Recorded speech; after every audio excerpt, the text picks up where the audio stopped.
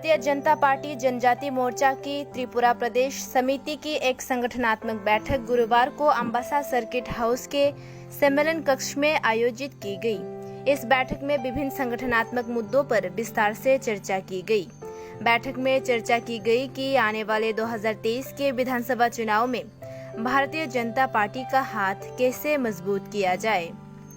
इस बैठक में जनजाति मोर्चा धलाई जिला समिति प्रभारी मंगल देव वर्मा उपस्थित थे।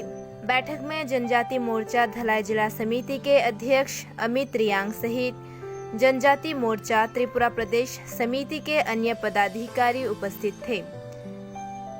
इस बैठक में आने वाले दिनों के लिए विभिन्न संगठनात्मक आंदोलन कार्यक्रमों की रूपरेखा तैयार करने के उद्देश्यों से विस्तृत चर्चा की गई। जनजाति मोर्चा धलाई जिला समिति के अध्यक्ष मंगल देव वर्मा ने एक साक्षात्कार में ये जानकारी दी।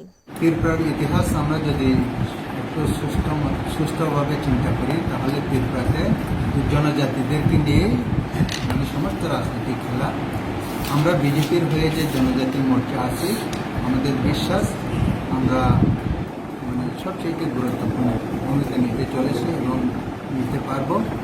এবং আমরা 2023 যে আসন্ন বিধানসভা ইলেকশন এই ইলেকশনে আমাদের যে জনজাতি মোর্চা আমরাই সবচেয়ে বেশি সিট আমরা জয়ী করতে পারবো এবং আমরা অবশ্যই আশাবাদী সমস্ত জনজাতি ভাই বোনরা আমাদেরকে ভোট দেবেন এবং আসন্ন 2023 যে বিধানসভা ইলেকশনে বিজয়ী করবে আমরা জয়লাভ করব।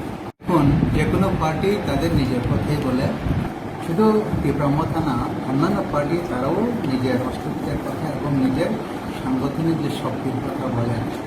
এটা তো ইলেকশনের সময়ই বোঝা যাবে কোন পার্টির কথা তো শক্ত বা সংগঠন আছে তাদের কথা তারা বলো, কিন্তু আমরা প্রমাণ করে দেব 2023 ইলেকশনে বিজেপি একাই আমরা ইলেকশনে